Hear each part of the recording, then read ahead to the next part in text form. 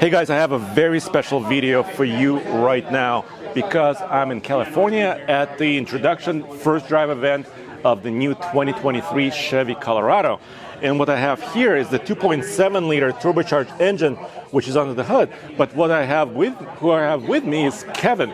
Kevin, can you please introduce yourself? Yeah, Kevin Luchansky, Global Propulsion Systems, Assistant Chief Engineer, 2.7 liter. All right, dude, so you're the guy, because I think I've met you, 4 or 5 years ago? Yeah, 5 years ago we launched this engine. Yeah, so this 2.7 liter, 4-cylinder, turbocharged engine has been in the full-size truck. Yes. But now you're bringing it to the mid-size truck. And by the way, if you're wondering why we're holding gloves, we'll explain it in a second. Because you also have a torn-down engine. Yep.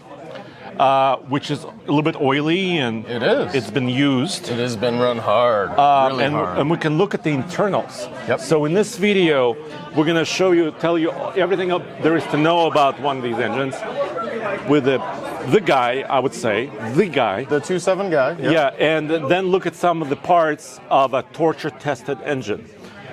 So dude, so this engine right here, you were telling me before, this is kind of the original kind of a cutaway engine from a few years ago. Yep. Really pretty. Everything's all chromed. You can see inside the engine in a number of different areas. Cutaway of the turbo. This shows the chain drive. We've got the chain drive after torture testing all laid out, so we can see that. Up for auction right now over at TFL Bids is this awesome 2022 Chevy Colorado ZR2. Basically a Bison that's got tons and tons of AEV modifications that make this thing ready to hit the trails and tackle whatever you want to throw at it. Not only that, it's got 2 sets of wheels and some final graphics. Check it on out over at TFLbids.com. So we're going to look at all this stuff. Obviously, like we said, 4 cylinders, but 2.7 is kind of a large displacement for a 4-cylinder. Big 4-cylinder. Why is that? Yeah, so great question. So the big 4-cylinder, when it blows down, so blows the exhaust out, it has to hit the turbo. Yeah. The bigger that cylinder is, it's almost like a sledgehammer. It's bang, it hits the turbo and it gets the turbo spooled up fast, which means low lag. So as soon as you step on the gas, big boost. Torque, right? Okay, can you explain this? So this is the exhaust manifold, right? It is, yeah. And this is something called dual volute. Am I getting that right? You nailed it. Okay, what is dual volute? So dual volute, what it does is we take the cylinders fire 1, 3, 4, 2. We take and we couple the cylinders 1 and 4 because they're opposite of one another, and 2 and 3. So 2 and 3, 1 and 4, they're separated all the way to the turbo wheel. And they hit the wheel up and down like this, and it keeps the flows completely separated. So it hits with a higher pressure differential across the turbo. It's all about getting it spooled fast. So with a turbo, so low lag basically. Low lag. So pulling your boat out of the boat ramp, pulling a stump, right? Just launching off the line with a trailer. All about making that torque as fast as we can, boost as fast as we can. So it's all about the engine with the turbo matched perfectly and working in harmony. Sweet. And this is the only power plant basically in the new Colorado. It is, yeah. But you have several different power levels. Let's save that for another video. Okay. We're not going to say all the specs now. This is kind of the internals of the engine, right? So you mentioned chain drive. Yes. Is that for durability? Yeah, so roller chain, awesome for durability. So you can see it looks like a bicycle chain, and low stretch on these, low friction. Also, this tensioner has a special little relief valve in it that anytime the pressure gets too high, it actually relieves. So what stretches chains and starts to wear chains is either lack of oil or too much load. So just a little tiny detail in this keeps the load down so that the chain doesn't stretch, doesn't get overloaded. Lots of little details on this engine to make it durable for a truck and truck duty. Sweet. And then I noticed this, you talked about it before, but this is the coolant pump, right? The water pump. It is. Tell me about this. This is really cool. So this is a brushless DC motor, 600 watt. It's an electric water pump. And what's really cool about this is, say you come up a hill and you're towing and your turbo's glowing hot, and then you hit a stoplight or a stop sign. in a normal engine that has the water pump hooked to the crankshaft, when the engine comes back to an idle, the water flow drops. With this, what we're able to do is the engine is still really hot. It needs full coolant flow. We're able to continue to feed full coolant flow to this. And then vice versa, on the warm-up, you don't really want to have much coolant flow. So if you start to drive fast and everything's cold, the water's flowing too fast through the engine. This, we're able to just slow the water pump down and just provide exactly what the engine needs under all conditions. So like in the wintertime, you can also warm up the engine a little bit quicker. You can, yeah. Okay. In the cab. In the cab. In the cab. So people don't realize this, but you have a little radiator for the cab, and it's all about getting the water flowing through that. So when it's really, really cold out, we run the pump actually fairly fast to try to suck the heat out of the engine and get it into the cab. Okay. Yep. But that makes sense. I mean, because in the efficient engine, this is fairly efficient as well. It is. Sometimes it takes it a while to warm up, right? And especially for the cabin as well. Yeah. So in this engine, so again, exhaust manifold, like you said, it's actually integrated into the cylinder head. We feed this. This is the feed to the cab. Okay. It comes right off of the exhaust manifold. So it's the first thing off the exhaust manifold. So the hottest water goes right to the cab in the winter. Up in Canada or wherever it's cold. We get awesome heating. Is that the oil filter down here? It is, yeah. So great detail. Okay. So turbochargers. Okay.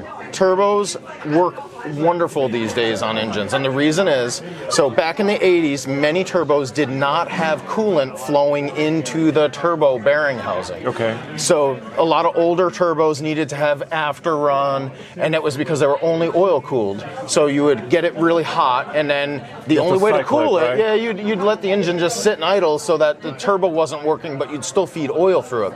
In our case, so we feed coolant through this, and this is the feed in, okay. And there's another feed out that's cut away, but it goes back up to here. Okay. So there's just natural thermal siphoning that happens, or we could bump the electric water pump on. Even with the engine off, you can flow coolant through to keep the turbo cool if it's needed, but it naturally just thermal siphons up and cools. And then if you look here, filter, so oil filter, the first thing off of the oil filter is feed to the turbo. So turbos need clean, cool, fresh oil. So, and you just want to get the oil to the turbo as fast as you can. So we do that with first feed off of the filter. So this engine is purposely built to be a turbocharged engine and very durable as well. Yes.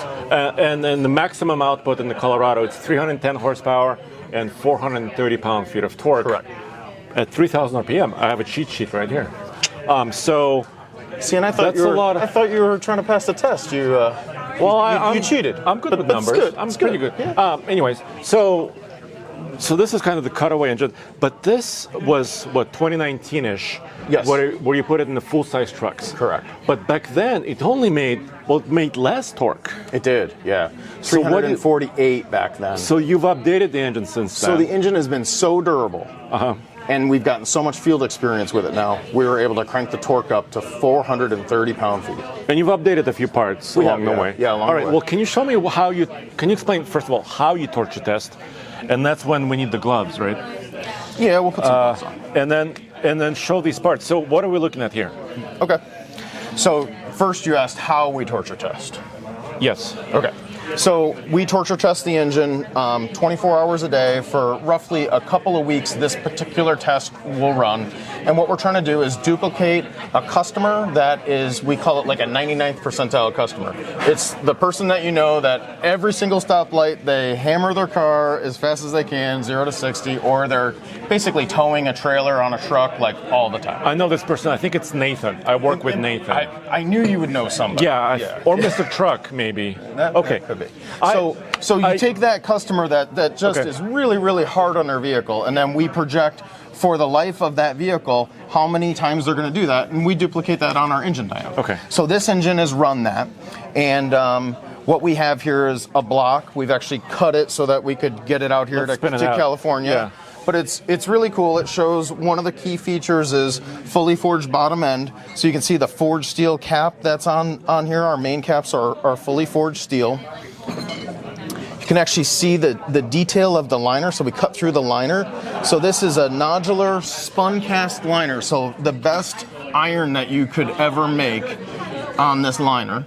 And so then this is after all the testing. We're looking at the engine after it did all the testing. Yeah, you can see all these parts are oily. This had to get washed so we could cut it, and we're actually analyzing the back end of it. Okay. But this end of it's really cool because you can see how the liner, so it's a spiny lock, so it's high pressure die cast around it, and if you really zoom in, you can see the detail of how this liner is cast in place. It's never going to come out of there, and it's the best material. You can see there's no ridge on here at all. You can see a little bit of a mark from the piston moving up and down, but there's effectively no wear on this thing, and it's because of how great this iron is.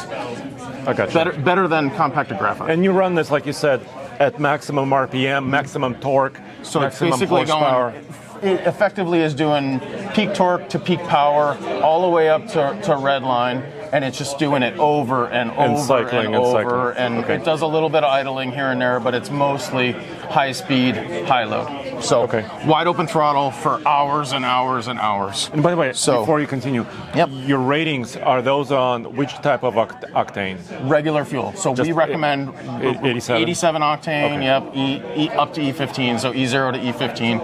Regular fuel. Sweet. That's what we recommend. It's what we designed it for. So crankshaft, one of the changes that we made from model year 19 into 22 and a half and into the 23 Colorado is a stronger crankshaft, 30% stiffer in this area of the crankshaft. What's cool about this, so this crankshaft has completed its full test, and this is very standard for our engines. The bearing journals, you barely see any scratches. But they look shiny. They're roll filleted, they're hardened, they look amazing. Bearings, rod bearings. So tri-metal rod bearings, you can see the color on them versus a bimetal. So this has a top layer that helps with embedment and high load. This is basically a diesel bearing. Okay. You can see how beautiful they look, and they've run their full life. These bearings actually still have the 2D matrix on them that our plants use to size this bearing to this block and this crankshaft. We have 5 classes of bearings, so that they're select fit for the particular engine. So balance shafts, you can see the bearings on them. They look perfect and pristine. We've got. Do you have the pistons? Can we look at the pistons really quick? So the pistons see a lot of heat. You can see the bluing on the pin. We run them really, really hard. And obviously the top of the pin, obviously it's been used. It's been run to and basically a lifetime. Lifetime, yes, exactly. So one of the cool things, again, very, very diesel. So there's a lot of diesel type technology in this. This ring is cast in an iron ring carrier. So the top ring handles all the load, and it's all about that iron ring carrier is able to handle the high pressures. This is not stuff that a normal gas engine has, but more of a diesel technology. Sorry, I wanted to shed some light. Oh, there we go. Yeah, you can see the color difference here. So that's iron.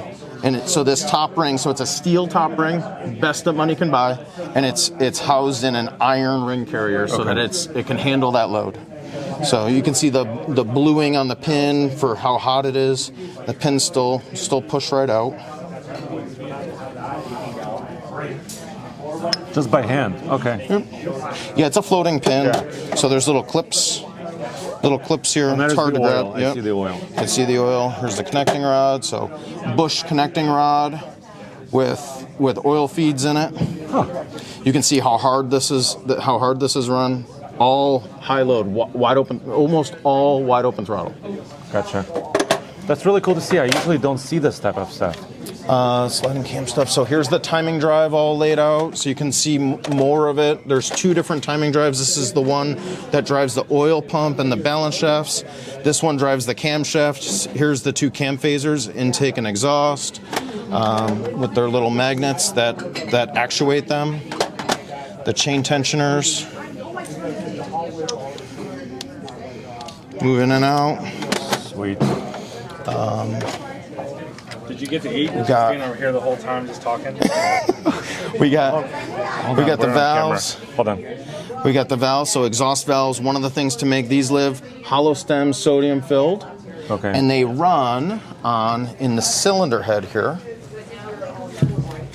Is that aluminum or is that? This is cast aluminum. Okay. And then these are high conductivity seats. So as this valve is, because it's a turbo engine, it runs really hot. In order to get the heat out of the valve, these seats have high conductivity material right at the wear surface, or right below the wear surface, and the wear surface is very, very hard. So it conducts the heat into the cylinder head. Same thing with the guides. The guides are high conductivity as well. But you can feel how nice these feel. There's no guide wear. Very tight. Very nice. Cool. All the roller finger followers that run on the camshafts. So this is an exhaust cam, fully billet steel camshaft. This is bearing steel, the hardest, best steel we can buy. Hold on, don't put it away yet. Yep. I wanted to ask you about this. Yep. What is that? So this is the sliding cam. So the exhaust, the two cylinders in the center can go to deac and turn off. So we go from high lift to zero lift right here. And basically all this does is slides like this back and forth. There's a little actuator. Actuators are here. Cylinder deactivation. It is so to cylinder speak. deactivation, yes. Okay. So the actuator has a pin that it rides in here, and as that pin shoots into this groove, as this turns around, it goes clunk and it moves over. Okay. On the intake, we have 3 steps. We have high lift, so high power, low lift, and then zero lift. So again, AFM, the 2 center cylinders will go down to zero. So fuel economy mode, high power mode, ultra fuel economy mode. And that's seamless. I mean, the driver doesn't do anything, right? Driver doesn't do anything. Right. On the Colorado, it will tell you when you're in AFM mode, it goes into eco on the dash if you're looking at the fuel economy. I gotcha. So That's the turbo. This is the turbo. So this is the heart of the engine. And the engine was designed around this turbo. So you can see, again, cylinder 1, cylinder 4, and then on the head. Are you flip juggling it around. engine parts now? I think so. So on the head, you can see Oh, I got cylinders 2 and 3 dump into the center.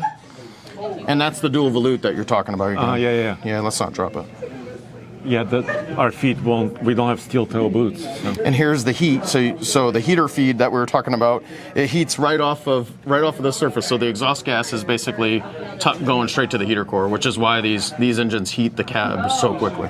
I gotcha. So, but yep, nice big turbo, 57 millimeter compressor wheel, big.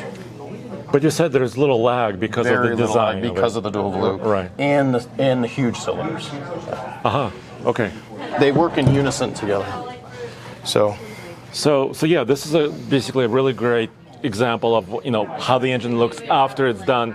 Correct. Well, most of its life, right? Correct. And you simulate that in a dyno. we do. Yep. That's very interesting. Yep. Well, Any other sweet. questions? Well, I have 1,000 more questions. Well, We have all the time in the world. No. Actually, you're really good at explaining this. So, and then the Silverado still has this engine, right? It does. Okay. So it'll move forward in 23 and 24. 24, yep. And et cetera, et cetera. Yep. So all these parts are common between Silverado and the Canyon as well. Can I ask you one more thing? Can we go back to the engine really quick? Absolutely. Because your work truck has a lower power output. Yes. This is the common question, right? You have 3 power choices for the Colorado. You have the work truck, basically, the base engine. Then you have the Turbo Plus, and then you have the high output. Can person jump from the work truck all the way to high output? Or can you explain that a little bit? No, they can't. So the base engine actually has a few parts that are removed specifically for the application. That application was all about efficiency and value, and really what a work truck customer is looking for, value. Yeah. So once you go to L3B, which is the mid-engine? the RPO, it's Okay. the mid-engine, so that's in an LT. You can get it in a work truck as well. Then you can opt for, so that makes 391 pound-feet of torque, 310 horsepower. You can opt optionally to go up to the high output. So you can get Even after purchase. even after purchase. Yep. Okay. So it's like an accessory, so like a tonneau cover or side steps that you might put on a vehicle. You can go up to the full high output. So But you can't do it from the base motor. And You because can't do that's- it from the base that's because motor. of some of the hardware changes. some of the hardware changes, yeah. Okay, that makes sense. Well, thanks, dude. I cannot wait to really tow with this engine, put it to the test. Tows really well. Because Yeah, I've we're tested excited. this in the original form in the Silverado. Yep. But I haven't done the high output yet. Waiting for you guys to get it on Ike. Yeah. All right, thanks a lot, All man. right. Thank you. Well, if you didn't get a more detailed video, or if you did get a more detailed video somewhere else, I don't think that's possible. I think it's right here. So go back to alltfl.com for everything automotive, one-stop shop. Thanks for joining us, and that's the new turbo engine in the Chevy Colorado.